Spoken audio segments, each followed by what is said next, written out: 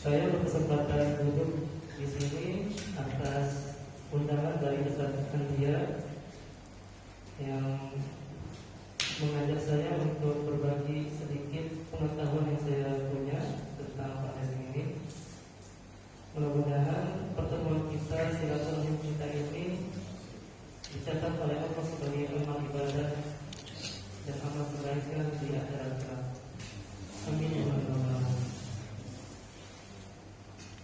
Berbicara tentang peran dan strategi fundraising dan memakmurkan masjid dan pelayanan umat, kalau kita berbicara tentang kemakmuran masjid dan pelayanan umat, ini sesungguhnya bukan hanya tugasnya teman-teman pengurus TKM.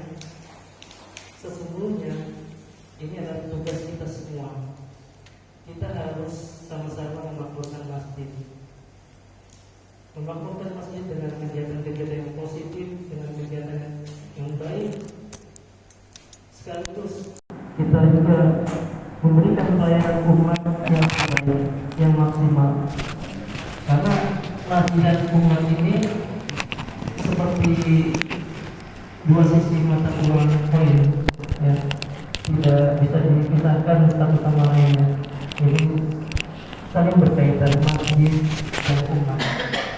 Sebagaimana dalam sejarah Islam kita mengetahui bahwa Rasulullah SAW menegakkan syiar-syiar Islam melalui masjid.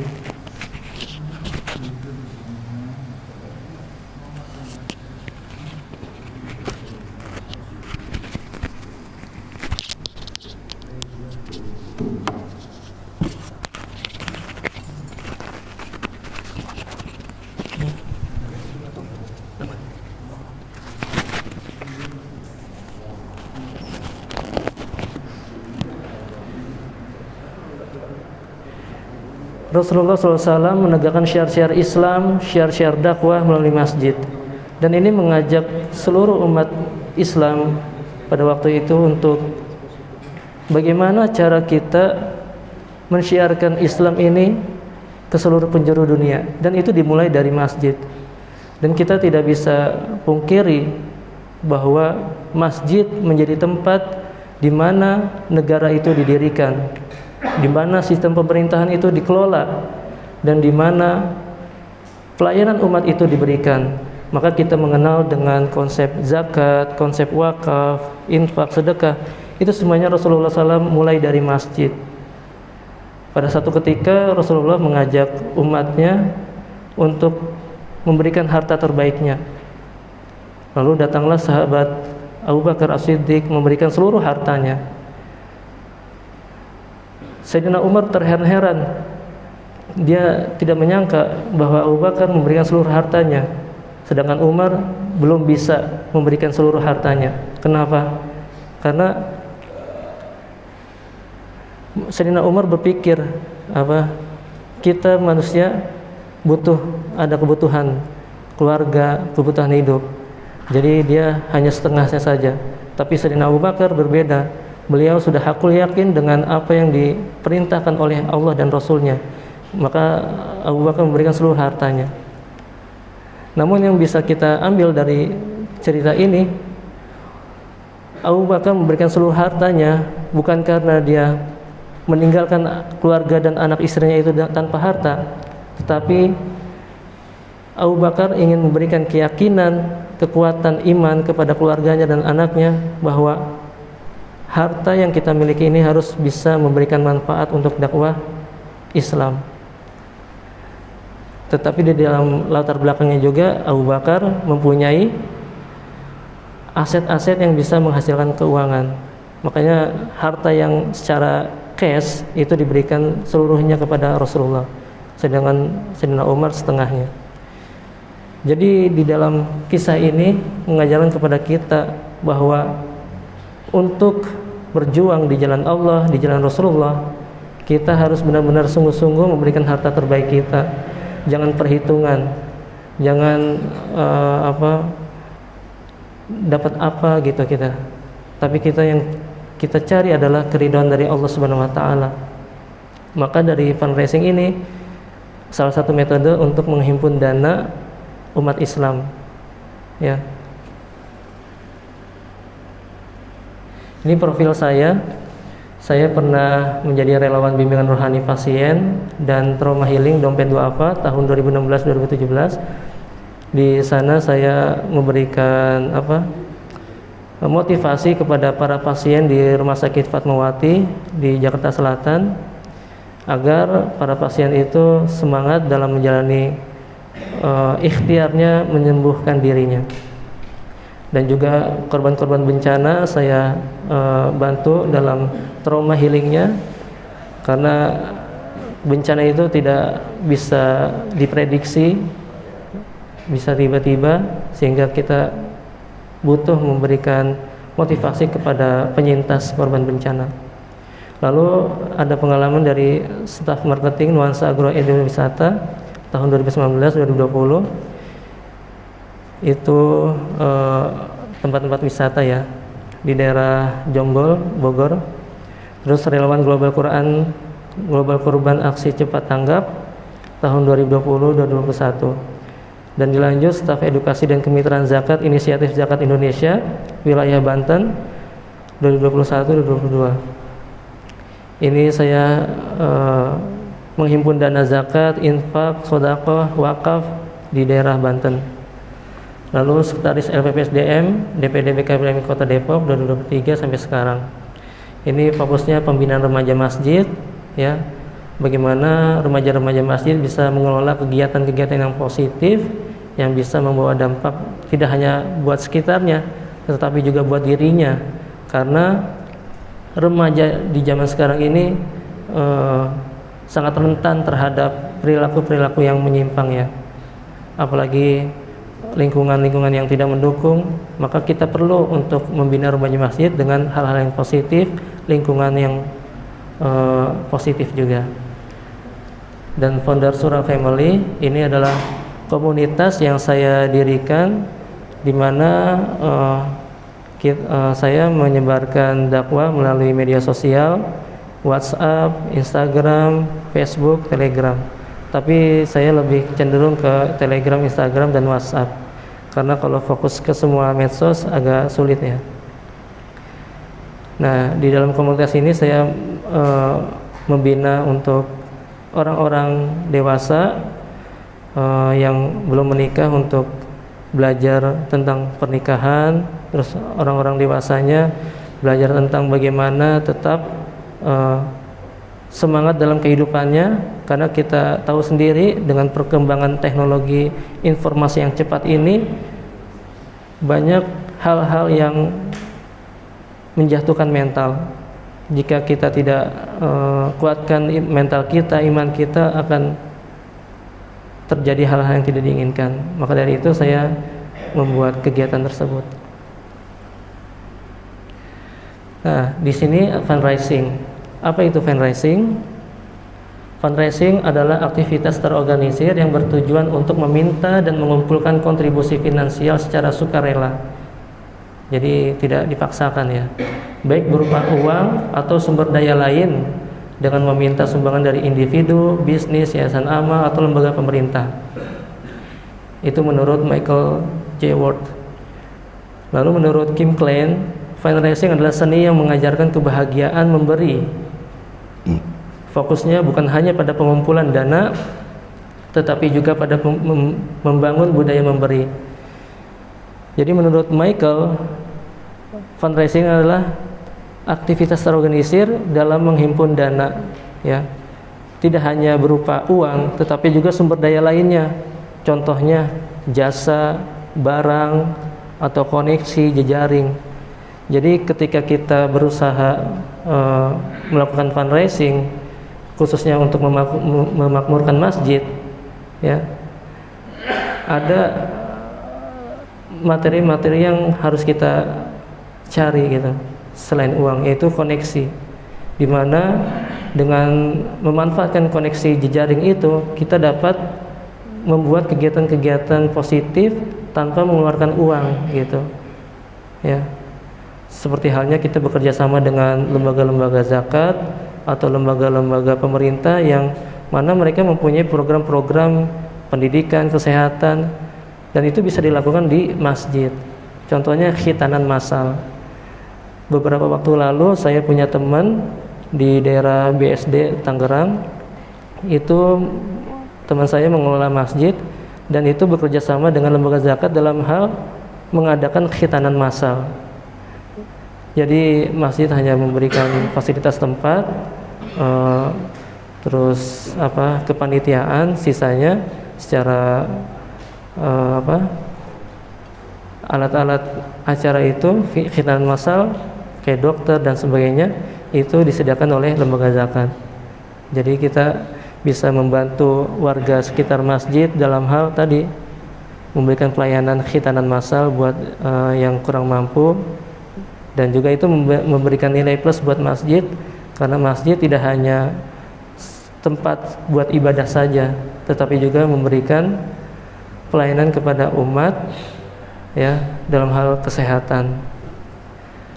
Di dalam pengertian Kimplan, fundraising tidak hanya memberi ya, mencari dana, tetapi juga mengajarkan tentang kebahagiaan memberi. Jadi kita memberikan edukasi kepada jamaah kita, lingkungan sekitar kita, bahwasanya bersedekah, memberikan sesuatu atau menjadi tangan di atas itu adalah sesuatu yang mulia, sesuatu yang luar biasa.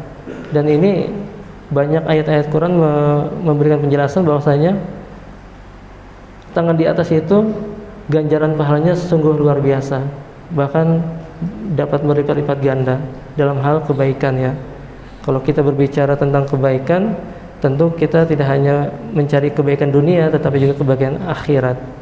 Maka ketika kita memikirkan umat, fokus dalam pelayanan umat, memakmurkan masjid, Allah tidak mungkin membiarkan kita begitu saja. Pasti akan Allah bantu, pasti akan Allah berikan solusi jalan keluarnya. Nah, ini potensi zakat wakaf di Indonesia. Di zakatnya ada 512 ya lembaga Basnas, mulai dari pusat, provinsi, dan kabupaten kota.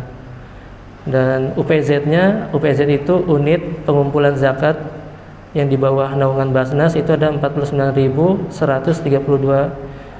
UPZ se-Indonesia.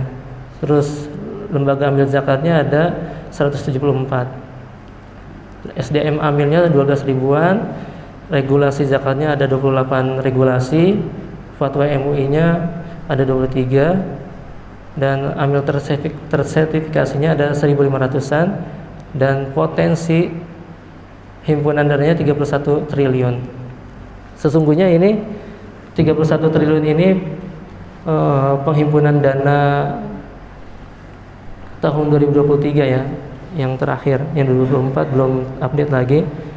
Sesungguhnya ini baru sedikit, baru 10% potensi yang berhasil dihimpun. Kalau berhasil 100% itu bisa menghimpun dana 150 triliun se-Indonesia. Jadi kalau melihat persentase perbandingannya, ini sungguh masih sedikit, masih kecil. Sehingga apa? Potensi zakat itu masih besar untuk kita lakukan, untuk kita fokuskan. Sedangkan wakaf itu ada ini ya, ada 400-an, 49 bisa dilihat. Lokasi tanahnya itu ada 400 ribuan lebih. Sesungguhnya masih banyak tanah-tanah wakaf yang belum terdata. Pemanfaatan tanah wakaf masih besarnya di masjid ya, 43%, mushola 27%, sekolah 10%, ponpes 4%, makam 4%, sosial ekonomi produktif 9%. Nah, di zaman sekarang ini sedang berkembang tentang green wakaf, di mana green wakaf ini memberikan wakaf produktif tentang hutan wakaf, tentang energi wakaf. Jadi pertambangan energi itu bisa menjadi himpunan wakaf ya. Jika dikelola dengan baik, maka itu dampaknya bisa memberikan perluasan buat umat Islam di Indonesia. Jadi bisa menurunkan tingkat kemiskinan, bisa memberikan lapangan pekerjaan buat rakyat Indonesia. Nah, ini butuh gerakan bersama gitu kan. Makanya banyak lembaga-lembaga zakat, lembaga-lembaga wakaf ini sedang memikirkan bagaimana mendirikan bank wakaf, bank zakat gitu ya. Nah, ini mengapa fundraising penting buat memakmurkan masjid. Pertama, perluasan dan pengembangan lembaga. Jadi lembaga khususnya masjid pasti permasalahannya nggak jauh-jauh daripada operasional ya, terus juga SDM-nya. Nah, ini fundraising ini memberikan perluasan dan pengembangan lembaga dan juga mengurangi ketergantungan ya, dan juga menjadi wadah kedermawanan. Nah, ini klasifikasi tentang calon donor. Jadi teman-teman jemaah khususnya pengurus masjid sudah mencoba untuk memetakan jemaah masjid yang ada di lingkungan Masjid At-Taubah, mengklasifikasikan kriterianya seperti one time donors, sporadic donors, members donors, annual fund, major gift, planning giving. Ini mengidentifikasi individu atau organisasi yang memiliki potensi untuk mendukung tujuan organisasi kita. Jadi melibatkan kapasitas, minat, dan riwayat. Jadi teman-teman pengurus DKM Masjid sudah memulai itu untuk membuat database jamaah, mengklasifikasikannya sehingga bisa melakukan strategi fundraising. Bagaimana jamaah-jamaah yang sudah dipetakan ini bisa memberikan bantuan finansial ya, bantuan jasa, bantuan koneksi untuk memakmurkan masjid. Kita melihat seperti masjid-masjid yang besar yang ada di misalnya Jakarta, Istiqlal, atau di Yogyakarta, Jogokarian, mereka tidak hanya memanfaatkan finansial yang ada pada jamaah, tetapi juga memanfaatkan koneksinya. Dan juga membuat program-program pelayanan umatnya. Setelah dibuatkan database-nya, dipetakan calon donaturnya, lalu dibuatkan program-program yang dibutuhkan oleh umat, khususnya lingkungan sekitar masjid ya. Pendidikan, kesehatan, sosial.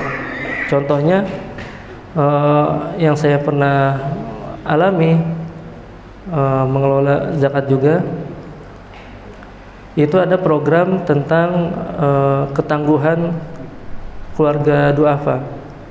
Jadi kita memberikan donasi bantuan modal usaha untuk keluarga duafa atau yang kurang mampu, agar mereka bisa memiliki bidang usaha sehingga bisa memenuhi kehidupannya sehari-hari, sehingga tidak terjerumus kepada hal-hal yang negatif seperti pinjol, judol, dan sebagainya. Jadi itu yang harus kita lakukan tuh. Masjid bisa memberikan pelayanan kepada umat agar umat Islam atau khususnya warga sekitar masjid itu tidak terjerumus kepada hal-hal yang buruk. Makanya dengan fundraising ini masjid harus memperluas jejaring ya, dan juga koneksi sehingga tadi bisa menguatkan masjid ya, bisa memakmurkan masjid, bisa memberikan pelayanan kepada umat. Segmentasinya mengelompokkan donor berdasarkan karakteristik tertentu seperti demografi, minat, dan perilaku donasi. Jadi ada donatur-donatur yang secara finansialnya kuat, yaitu para pengusaha. Ada donatur yang berlatar belakang profesi, guru, dokter, perawat, polisi, TNI, itu kita klasifikasikan. Ada donatur yang eksidental, yaitu donatur yang sewaktu-waktu menyumbang, berdonasi, bersedekah ya, berinfak gitu. Dan itu semua kita harus jaga maintenance dengan apa? Dengan tadi penyebaran informasi tentang kegiatan masjid ya, dan juga transparansi laporan keuangan. Ini tahapannya. Pertama mulai segmen donatur, ya tadi udah mendapatkan data donatur. Pengurus masjid bisa bekerja sama dengan lingkungan pengurus RT RW, ya, biar bisa bersinergi dalam memberikan pelayanan kepada warga sekitar. Lalu menyeleksi data donatur, sistem informasi data. Nah, informasi data ini sistemnya masih sudah mulai mempunyai akun media sosial, sehingga dokumentasi kegiatan yang ada di masjid, mau itu kegiatan kajian, anak-anak TPA belajar Al-Quran, ya, ataupun kegiatan sosial lainnya, itu bisa terdokumentasikan sehingga para calon-calon donatur itu bisa melihat, oh bahwasanya masjid ada kegiatan ini, saya bantu gitu, saya support dalam hal finansialnya, ya. Dan juga ini memberikan transparansi bahwasanya uang yang diberikan atau dikumpulkan ini benar penyalurannya. Lalu memperbaiki dan mengembangkan data donatur, terus berinovasi.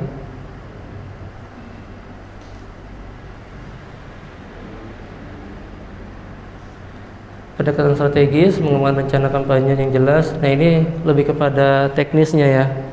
Jadi nanti misalkan ada tim khusus fundraising, ya, yang memikirkan bagaimana strategi fundraising itu dalam secara udara maupun darat. Udara itu lewat media sosial, website, ya, ataupun WhatsApp, ya, broadcastan. Secara darat, ya, tadi lewat brosur atau buat QRIS tentang sedekah, infak, dan sebagainya.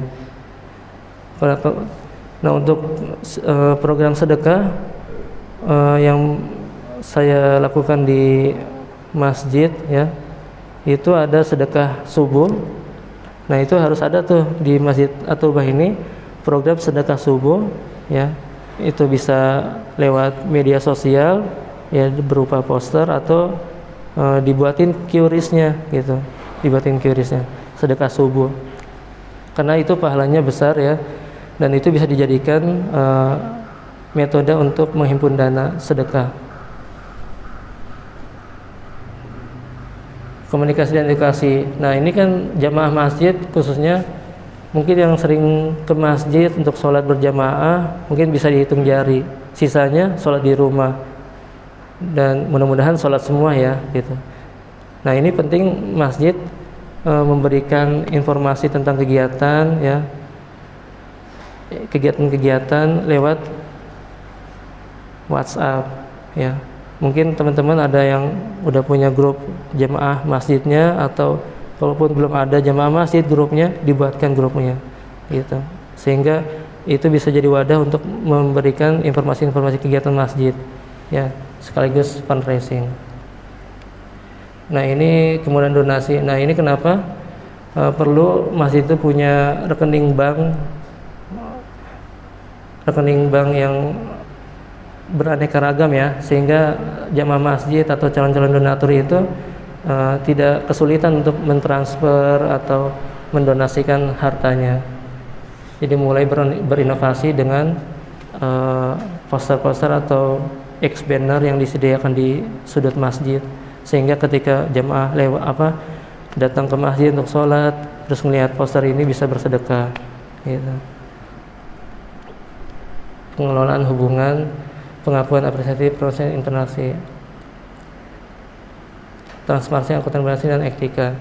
Nah, ini transparansi itu penting, ya, karena uang ini sensitif, jadi diperlukan. Keberhasilan fundraising adalah gabungan antara keberhasilan komunikasi, keberhasilan dalam memberikan saluran kemudahan donasi, dan layanan yang memberikan kepuasan kepada donatur. Nah, ini penting nih, komunikasi dijaga, diintensifkan. Bagaimana menggalang donasi?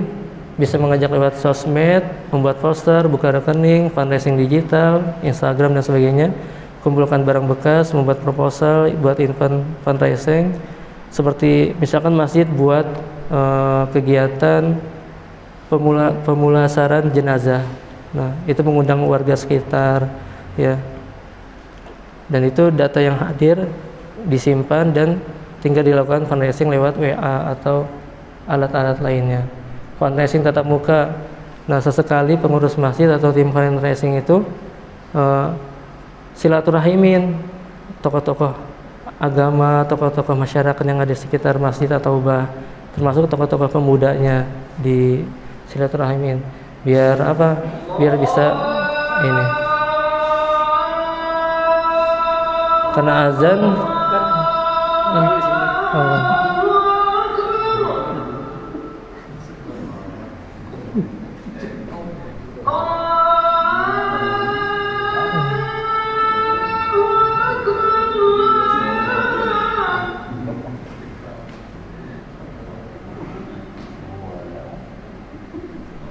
ya sebentar lagi nih. Nah, lewat kotak amal ya. Kotak amal udah biasa kan. Nah, nanti di kotak amal itu disediakan QRIS untuk sedekah, untuk infak. Biar jamaah yang tidak membawa harta atau uang cash bisa berdonasi lewat handphone. Donasi berupa cash, bank, fintech, project fund, barang, jasa, dan pemberitaan media. Semua kita adalah fundraiser. Jadi intinya teman-teman semuanya tidak usah malu untuk berbuat kebaikan, khususnya mengajak orang untuk berdonasi atau bersedekah, berzakat atau berwakaf, ya. Apalagi ini untuk memakmurkan masjid, ya. Jadi jangan sungkan, jangan malu. Kita sebagai mujahid Islam, kita memberikan yang terbaik untuk umat ini. Kita tidak bisa mengandalkan amal ibadah kita saja, tapi kita membantu Islam ini melalui hal tadi, memberikan kebaikan ke semuanya. Mungkin ini saja, nanti teknis dan sebagainya bisa didiskusikan setelah kegiatan ini. Kurang lebihnya mohon dimaafkan jika ada kata-kata yang kurang berkenan, kurang enak, dan mudah-mudahan segala yang disampaikan bermanfaat buat teman-teman semuanya, jamaah, pengurus. Kurang lebihnya mohon maaf. Wabillahi taufiq wal hidayah. Wassalamualaikum warahmatullahi wabarakatuh.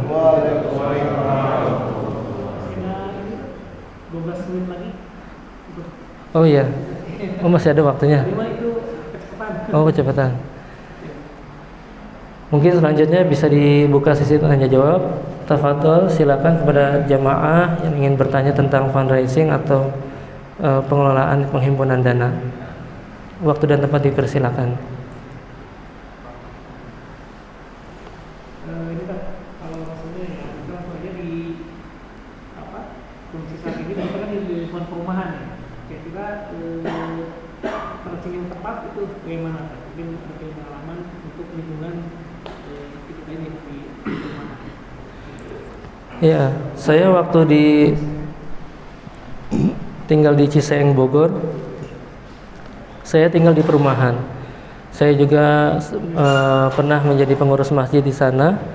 Nah, dalam menghimpun dana, saya dengan teman-teman itu mencoba untuk menguatkan hubungan personal dulu. Pertama dengan stakeholder yang ada di perumahan tersebut. Contohnya ketua RW dan pengurus RW, ketua RT dan pengurus RT lainnya, ya. Itu membangun hubungan emosional dulu, personal. Juga kepada tokoh-tokoh agama, tokoh-tokoh masyarakat yang ada di sana. Ke ustadz, kiai, kita minta izin, kita minta support, doa, dukungan dan sebagainya, ya, tentang program-program yang ada di masjid. Nah, setelah itu udah dibangun, dikuatkan hubungan personal, emosionalnya, maka ketika kita gerak untuk menawarkan program-program, ya, kegiatan-kegiatan itu akan mudah, akan disambut baik gitu. Jadi tidak ada pikiran-pikiran negatif atau ragu, ini benar atau enggak nih gitu.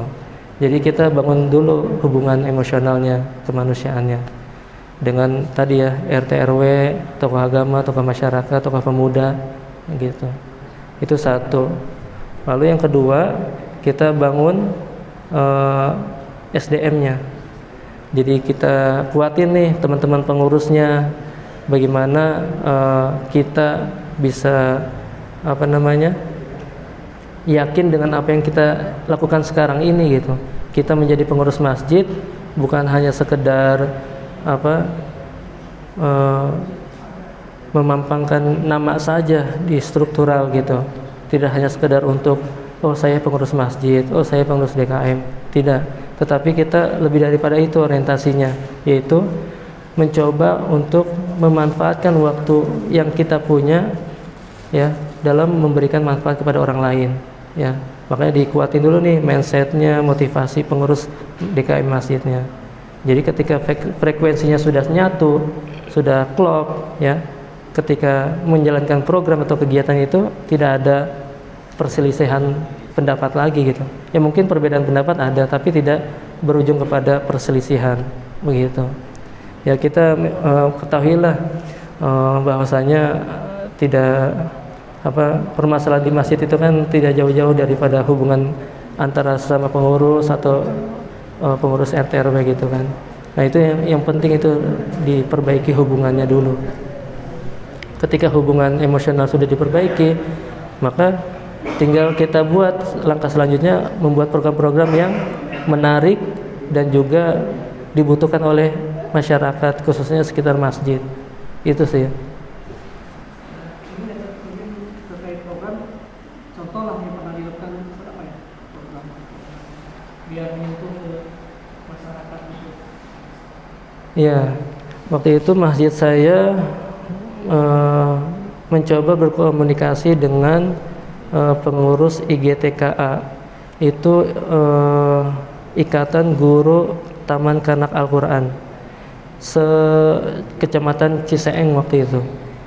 Jadi kita bekerja sama dengan bermitra ya dengan lembaga-lembaga lain, khususnya IGTKA yang di bawah Kementerian Agama. Itu kita bekerja sama dalam hal kegiatan. Jadi IGTKA mengadakan festival anak soleh di masjid kita, dan itu menjadi nilai syiar buat masjid kita. Selain dikenal di warga sekitar kita, juga dikenal di luar warga lingkungan kita gitu. Selain membantu syiarnya, juga memberikan informasi bahwasanya masjid kita masjid yang produktif dengan kegiatan-kegiatan yang positif, yaitu perlombaan-perlombaan anak-anak TKA, TPA gitu kan, dengan perlombaan islaminya. Itu program IGTKA yang bekerja sama dengan masjid saya waktu itu. Terus bekerja sama dengan dokter. Jadi ada warga sekitar masjid yang berprofesi dokter.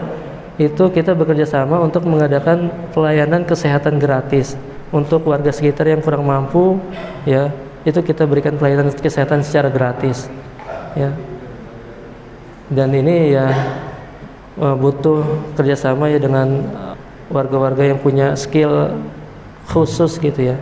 Terus ada juga warga yang punya kemampuan dalam hal bahasa Inggris, teknologi komputer. Nah kita manfaatkan jasa mereka, kemampuan skill mereka dengan membuka kursus komputer, kursus bahasa Inggris di masjid. Jadi gratis untuk warga sekitar masjid gitu. Apalagi banyak anak-anak sekolah yang butuh bimbingan belajar bahasa Inggris, komputer kan, SMP, SMA. Jadi kita memberikan pelayanan sehingga warga masjid itu senang gitu di masjid, tidak hanya untuk ibadah, tidak hanya untuk kumpul-kumpul saja, tapi juga memberikan manfaat buat mereka gitu tentang pendidikannya gitu. Itu sih salah satu programnya. Jadi manfaatkan skill-skill warga di sekitar masjid, tapi didahulukan dengan membangun komunikasi yang baik kepada mereka gitu.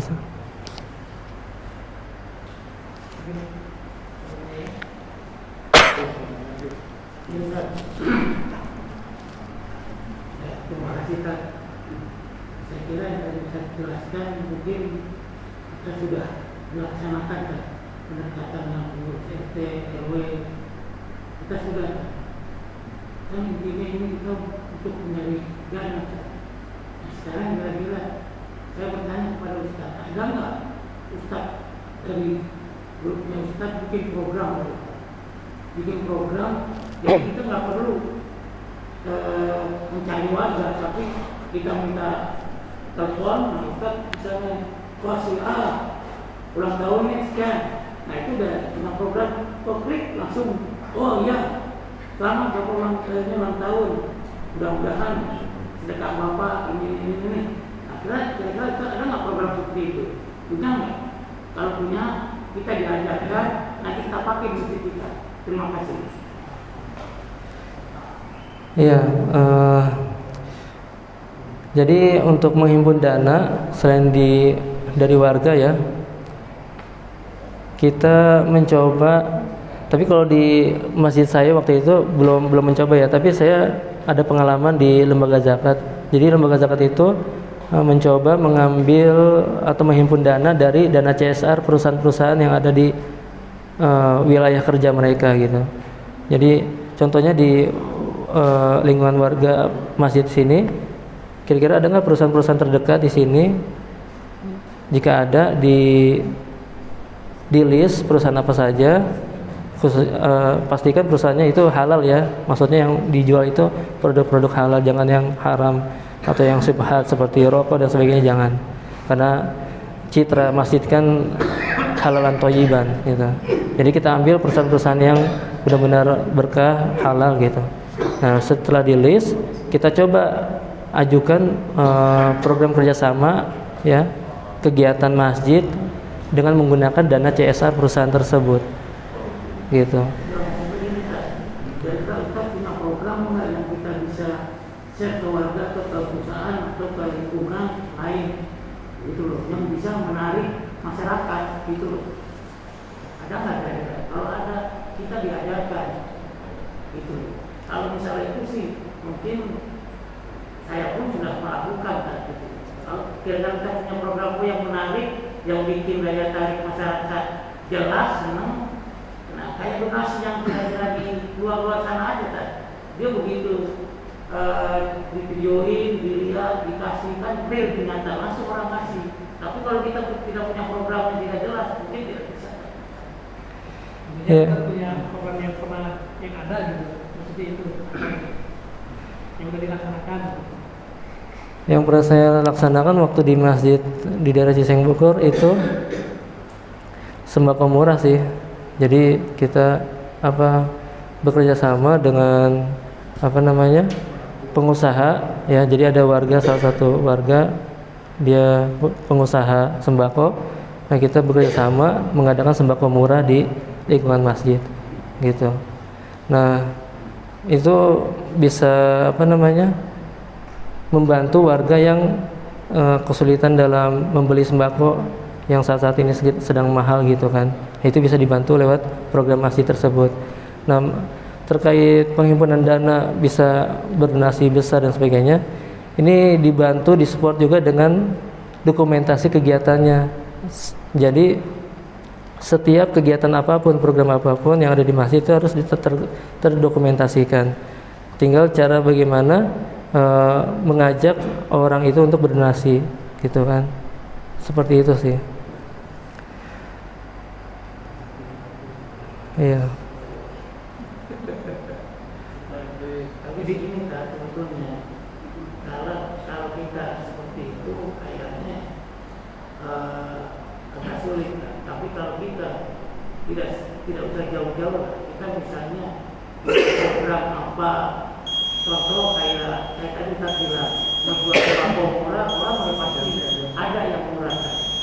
Tapi kira-kira Ustaz punya nggak program yang kira-kira bisa mengedukasi kemana-kemana yang program itu bisa mencakup ke keseluruhan gitu kan. Jadi kita nggak perlu kemana-mana, program ini bisa mencakup sekian, bisa merekrut orang, menginginkan pekerjaan ini, nah itu kita cari kan gitu kan. Kalau kira-kira masalah itu sih kita udah mau minta ini kita sudah kita lakukan gitu. Kira-kira kita ada nggak program yang kira-kira yang kita untuk maju gitu, misalnya kita punya remaja masjid yang kita Ajak tahu bikin program ini bisa nggak kalian? Nah, nanti dari Ustaz misalnya ngajarin, nah kita yang ngasih tahu ke anak-anak remaja kita gitu. Ya. Ini udah masuk atau gimana? Masih ada 2 menit. Oh. Iya. Jadi sebenarnya masjid nggak bisa jalan sendiri. Jadi butuh support dari lembaga lain. Maka diperlukan untuk bermitra dengan lembaga-lembaga lain, bekerja sama dalam program-program. Misalkan ada lembaga zakat A itu punya program ini, nah kita minta ajukan untuk bekerja sama di masjid kita. Kira-kira bisa nggak gitu. Jadi maksimalkan koneksi jejaring yang bisa kita upayakan untuk memberikan pelayanan kepada umat di masjid gitu. Jadi tidak hanya bentuk materi uang saja, tapi dalam bentuk program-program. Kita di khitanan massal, jadi masjid hanya memberikan pelayanan, sisanya yang cover itu lembaga zakat gitu. Dan ini butuh pendekatan komunikasi yang intensif kepada lembaga-lembaga terkait gitu, butuh silaturahim. Jadi nggak langsung di ACC, tapi butuh pendekatan terlebih dahulu. Tapi intinya kegiatan reguler yang ada di masjid laksanakan terus, tapi diinovasikan dengan teknologi gitu, didokumentasikan, dipromosikan dalam bentuk ajakan untuk bersedekah atau berinfak.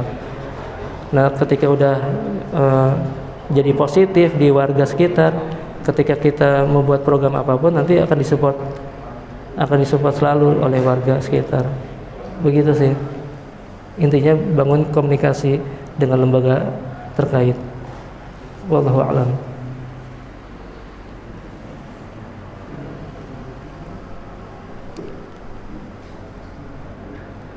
Baik, terima kasih Ustaz atas paparannya sekalian. Ya, mungkin ini saya maaf ya, mungkin ini ya sebenarnya untuk sebagai buka wawasan saja gitu ya terkait konferensi ini, terutama untuk ya di masjid kita gitu ya, karena begitu juga membangun masjid itu ya butuh dana operasional gitu ya. Yang mudah-mudahan dengan adanya konferensi ini sedikit buka wawasan kita, bagaimana kita bisa memenuhi kebutuhan masjid ini ya, agar masjid ini bisa makmur dan juga bisa lebih memberikan manfaat bagi jamaahnya sendiri dan masyarakat sekitar. Itu sebenarnya sederhananya. Mudah-mudahan mungkin kedepannya ya bisa kita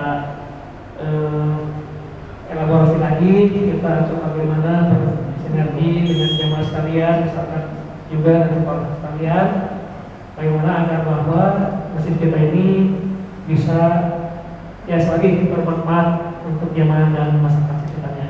Itu mungkin ya, ini sekedar untuk wawasan aja, ke depannya mungkin kita bisa lebih intens lagi untuk bagaimana bisa kita menghimpun dana agar ya kegiatan di masjid ini bisa terselenggara dengan baik dan lancar. Itu aja. Dan kami ucapkan terima kasih ya pada mas kalian hadir di sini. Kami harap bisa membantu kami, pokoknya kita bersama-sama ya, untuk membangun masjid ini. Gitu. Untuk kita bersama-sama untuk lebih menggiatkan kegiatan di masjid ini, dan semoga apa yang kita lakukan ini mendapat ridho dari Allah Subhanahu wa taala. Baik, terima kasih. Mohon maaf tentang kekurangan. Dan sedikit bosan juga, terima kasih telah hadir di sini ya. Gitu. Demikian, sampaikan. Assalamualaikum warahmatullahi wabarakatuh.